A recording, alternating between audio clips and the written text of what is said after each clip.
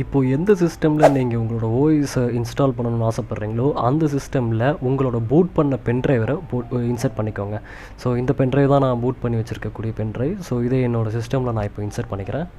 அந்த சிஸ்டம் வந்து ரீஸ்டார்ட் பண்ணுங்கள்.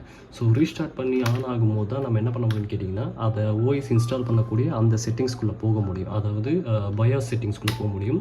ஸோ பயாஸ் செட்டிங்ஸ்ன்றது வந்து ஒரு சிஸ்டமுக்கும் அந்த மதர் போர்டை பொறுத்து அது கீ சேஞ்சஸ் ஆகும். ஸோ ஒரு சில பேரோட சிஸ்டமில் வந்து எஸ்கேப் கீழே இருக்கும், சில பேருக்கு F11, F1, F12 அந்த மாதிரியான இதில் இருக்கும். ஸோ நீங்கள் ஒன்ஸ் ரீஸ்டார்ட் பண்ணி பார்க்கும்போதே உங்களுக்கு இந்த இடத்துல கீழே வந்து போட்டிருக்கும் எந்த பட்டன் கொடுத்தீங்கன்னா உங்களுக்கு வந்து பயாஸ்க்கு போகலாம், பிஐஓஎஸ் ஆகிறதுக்கு போகலான்றது அதில் போட்டிருக்கும். ஸோ ஃபஸ்ட் டைம் நீங்கள் ரீஸ்டார்ட் பண்ணி ஒரு தடவை அதை பார்த்துக்கோங்க, அது எந்த கீழே இருக்குதுன்னு சொல்லிட்டு.